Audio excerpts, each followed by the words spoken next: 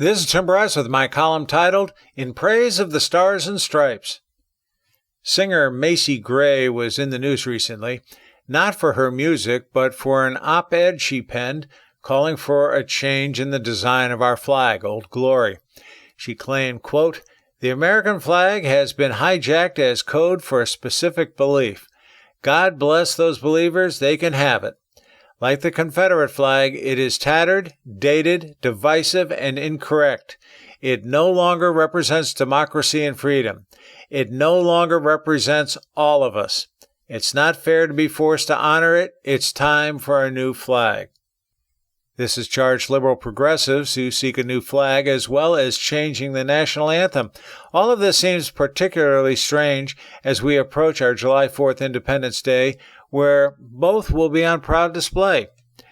Ms. Gray is obviously ashamed of our flag, and in doing so, she expresses her contempt for the country which allowed her to make money, attain stardom, and accept the accolades of her industry. Like many on the left, she wants to change the basic tenets of the country, replace its icons, rewrite history, and subvert the U.S. Constitution.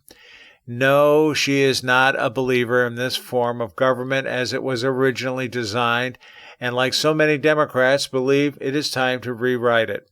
Then again, it seems rather obvious she doesn't know the difference between a democracy and a constitutional republic. I'm also not convinced Ms. Gray understands how the American flag came into being. I even wonder if she knows who Betsy Ross was. As most of us know, the 13 red and white stripes represent the 13 colonies: Connecticut, Delaware, Georgia, Maryland, Massachusetts, New Hampshire, New Jersey, New York, North Carolina, Pennsylvania, Rhode Island, South Carolina, and Virginia. These were the first to lay it on the line and break away from Great Britain, a very bold and bloody experience. The blue rectangular canton represents the Union of States, as depicted by 5-point stars for each state. Yes, there is currently 50 states for those of you who didn't take civics, not 51 nor 57. As states were added to the original 13 states, stars were added to the flag accordingly.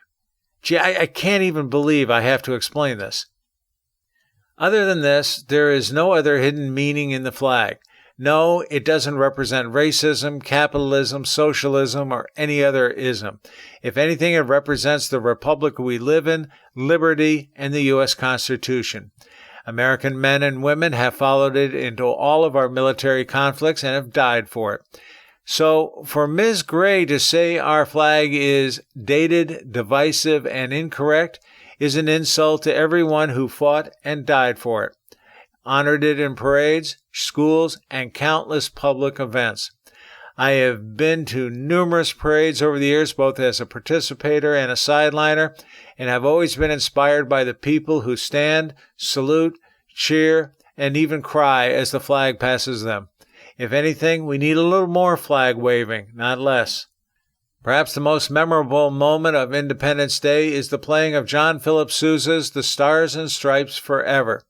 For years, Arthur Fiedler and the Boston Pops made this their signature music as they played it annually on the 4th of July, much to the delight of those in attendance as well as those watching on television. Sousa wrote the piece on Christmas Day in 1896 and first performed it the following year. In 1987, by act of Congress, it became the official national march of our country. The music is particularly stirring. So much so, few realize words accompanying it.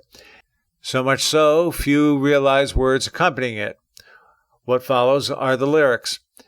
If you listen to them carefully, you will not see racism or any other form of oppression between the lines. Instead, you will see how much Sousa loved our flag and the country it represents. His credentials were impeccable, and he was highly decorated and achieved acclaim around the world.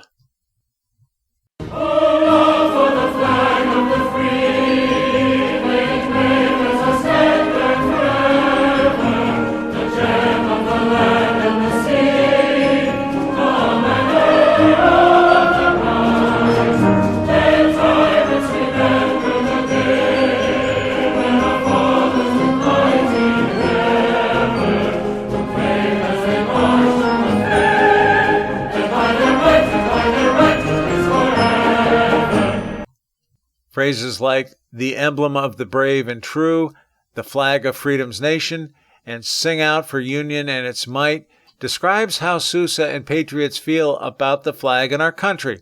The song, like the flag, should put a smile on the face of all red-blooded Americans as it represents the true spirit of the American people. It is not based on the dogma of a political party, but for our country as a whole. Nonetheless, Democrats like Ms. Gray would have us believe the flag reflects the values of the Republican Party and therefore should be abolished. Forget that it was used in battle to free the slaves. Forget it was followed by soldiers, sailors, and Marines in 2 world wars, Korea, Vietnam, and so on. Forget that it is a recognized symbol of freedom around the world. Forget all that. The reason the left hates the flag is not because of racism or oppression, but because true Americans love it. They hate America that much and want a different country instead. To those who want to change the flag, its music, and other national icons, you are not kidding anyone. You are simply trying to usurp the spirit of America, a spirit which has helped so many people, both foreign and domestic, for well over 200 years, for which I say to you, go to hell. Friends, keep the faith. It's Tim Bryce in Palm Harbor, Florida. Follow me on the internet at timbryce.com.